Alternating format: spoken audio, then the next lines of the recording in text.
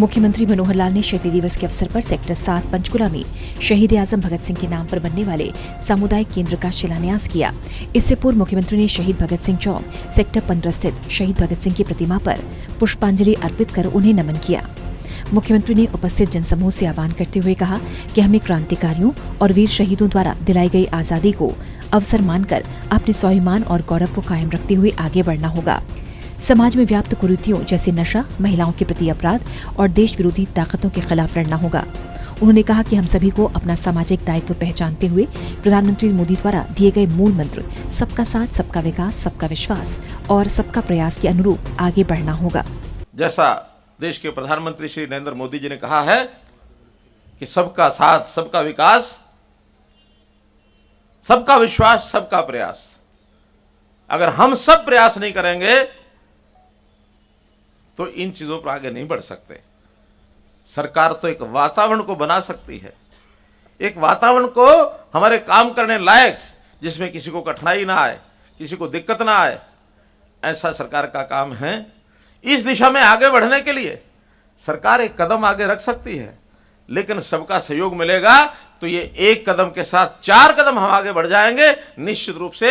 और समाज को ठीक दिशा में लाने के लिए, ये सब काम करने के लिए हम और सरकार मिल करके 5 कदम आगे बढ़ जाएंगे। मुख्यमंत्री ने कहा कि आज के दिन लोगों को शहीद भगत सिंह की किसी एक आदत का अनुसरण करते हुए उसे अपने जीवन का हिस्सा बनाना चाहिए।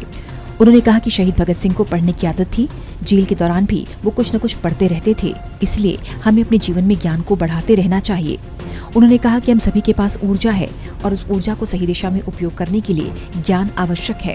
उन्होंने कहा कि देश की आजादी के 75 वर्ष पूरे होने के उपलक्ष्य में देश में आजादी का अमृत महोत्सव के तहत अनेक छोटे बड़े कार्यक्रमों का आयोजन किया जा रहा है। उन्होंने कहा कि इन कार्यक्रमों के आयोजन में हरियाणा पहले नंबर पर है। समाज को ऐसे महापुरुषों की कुछ ना कुछ अच्छी आदत अपने मन में डालनी चाहिए। ऐसा कहते हैं कि बचपन से ही वीर भगत सिंह, उनको पढ़ने की आदत थी।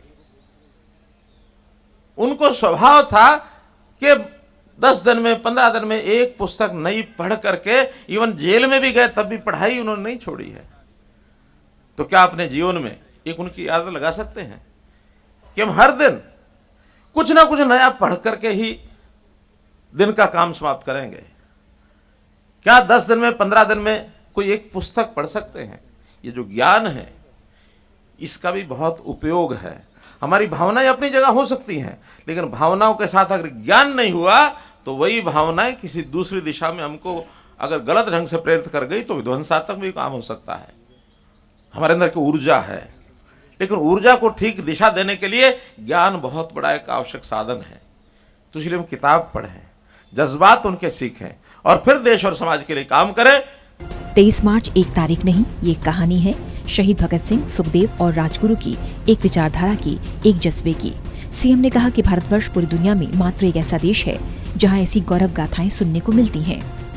आज 23 मार्च को ये केवल तारीख नहीं है, बल्कि एक कहानी का दिन है।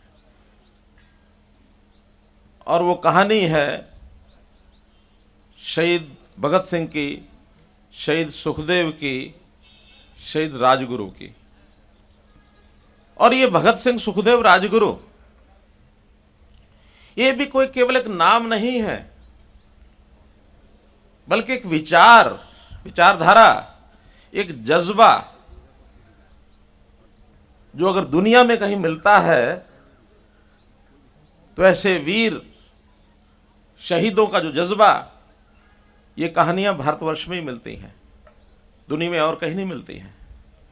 सीएम ने कहा कि आज शहीद भगत सिंह की शहादत को 90 साल पूरे हो चुके हैं, लेकिन आने वाली पीढ़ियां शताब्दियों तक उनकी गौरव गाथाओं को याद रखेंगे।